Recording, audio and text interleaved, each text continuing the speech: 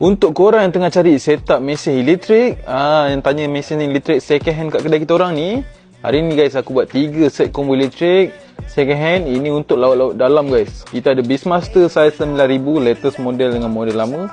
Lepas tu kita ada Mia epox biji guys. Dan hari ni aku jual secara set lah.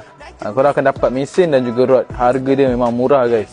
Jadi guys, dekat sini aku dah siap-siap tulis set combo. Korang akan dapat mesin elektrik dengan rod Yamato Samurai V3 paling baru, 7 kaki, sinker dia 1 kilo hingga 2,5 kilo. Jadi guys, set ni kalau korang beli, bukan saja korang dapat mesin yang harga murah, korang dapat rod Yamato Samurai V3 ni guys. Rod Yamato Samurai V3 ni kalau korang beli, korang boleh masuk dalam kontes kita dan berpeluang menang Daiwa Seaboard 500 JS. Jadi guys, jom kita tunjuk. Yang pertama guys, kita ada Mia CX6. Mia epox CX6 ni harga dia siap dengan rod, harga dia 3,600. Condition dia memang cantik lagi. Korang boleh tengok. Condition macam baru, datang siap dengan tali. Ini kalau korang tak beli memang rugilah. Siapa yang nak main laut Thailand, Andaman ke, laut Sabah Sarawak, laut dalam tu, nak tarik ikan besar, jerung ke pun boleh, tak ada masalah. Nampak je saiz dia macam ni, tapi enjin dia memang sangat kuat. 3,600.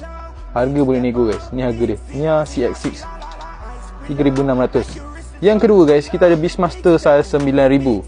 Beastmaster size 9000 ni pun cantik juga guys condition dia. Ini pun kalau korang nak buat main laut dalam, Sabah Sarawak, laut Thailand, Andaman, ini memang paling sesuai. Dan rod yang sama korang akan dapat rod Yamato Samurai V3. Pemberat batu dia 1 kilo hingga 2,5 kilo. Harga dia cuma 4,500 saja. Ini 4,500. Mesin dan rod sahaja guys.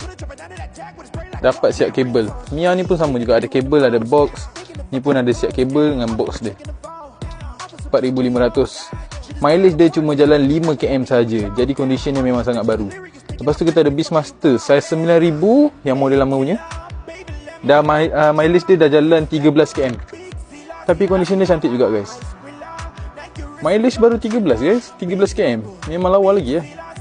Dapat siap dengan kabel dia tu. Beastmaster 9000. Harga dia murah je, 3,500, siap dengan rod. Jadi kalau korang berminat nak beli guys, korang boleh pilih mana satu yang korang nak.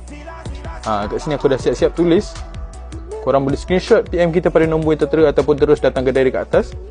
Jadi macam biasa, apa-apa korang PM je.